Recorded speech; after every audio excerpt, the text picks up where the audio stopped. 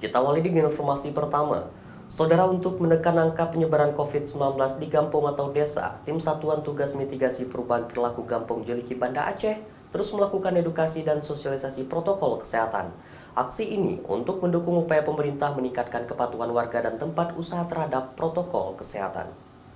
Setiap hari tim Satgas Mitigasi Perubahan Perilaku Gampong atau Desa Jelingki yang dibantu Babinsa berkeliling Gampong untuk menemui warga dan tempat-tempat usaha untuk mengecek sekaligus memberikan edukasi tentang protokol kesehatan pencegahan COVID-19, seperti penggunaan masker pada warga, penyediaan tempat cuci tangan di tempat usaha, dan jarak duduk serta antisipasi kerumunan warga.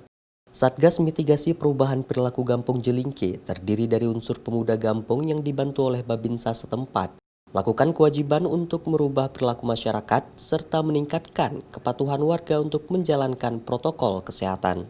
Di mana pusat-pusat kerumunan itu di warung kopi, di perkantoran, untuk menghimbau 3M, memakai masker, menjaga jarak, kemudian mencuci tangan.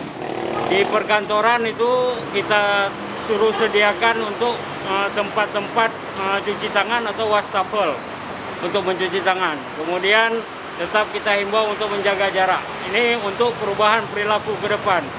Sementara itu, target edukasi dan sosialisasi protokol kesehatan di kampung atau desa menyasar warga yang beraktivitas di luar rumah, tempat-tempat usaha seperti hotel dan warung kopi, serta jalanan Gampong. Tim Satgas Covid Gampong ini berharap warga dapat meningkatkan kepatuhan untuk menjalankan aturan protokol kesehatan secara ketat.